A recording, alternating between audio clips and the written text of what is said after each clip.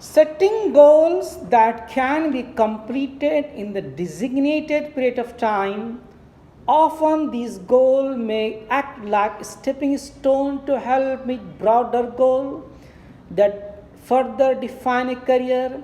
As a student, we can't become president, a prime minister, but can hope to reach those heights in future. Achievable. गोल को set करने वाले को जानना ज़रूरी है कि वो अचीव कर सकता क्या, हासिल कर सकता क्या, वो गोल अचीवेबल है क्या, उस पीरियड में, उस डिजिग्नेटेड पीरियड में, उस मियाद में, उस मुद्दत में, उस वक्त जो अभी फ़िलहाल है, क्या वो अचीव कर सकता क्या. The writer give the example student. अगर स्टूडेंट ने एक गोल सेट किया कि मुझे प्रेसिडेंट बनना है या प्राइम मिनिस्टर बनना है, क्या वो स्टूडेंट बन सकता क्या? नहीं. Because of his age, because of his skill, because of his qualification. उस पीरियड में उसकी उम्र, उसकी काबिलियत उस वक्त नहीं लागू होती है, इसलिए वो नहीं बन सकता. So achievable, one who set a goal, it should know that goal should be achievable.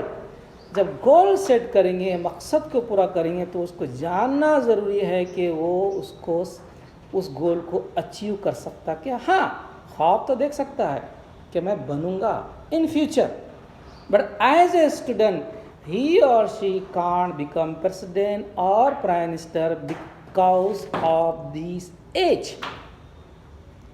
Now next point is realistic. ये थर्ड पॉइंट है टू अचीव गोल कामयाबी का. रियलिस्टिक, रियल से रियलिस्टिक बना, रियल एंड हकीकी. It is important to create a goal that within its current skill set or area to expertise. Realistic means a skill cannot be achieved one day or night.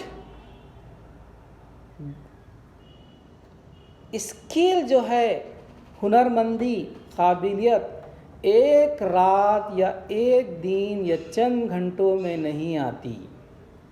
He or she has to undergo a long period of time or designated period of time और particular time, उसको एक वक्त देना पड़ता, मेहनत करना पड़ती, तभी वो जो स्किल, उसकी हुनरमंदी आती है.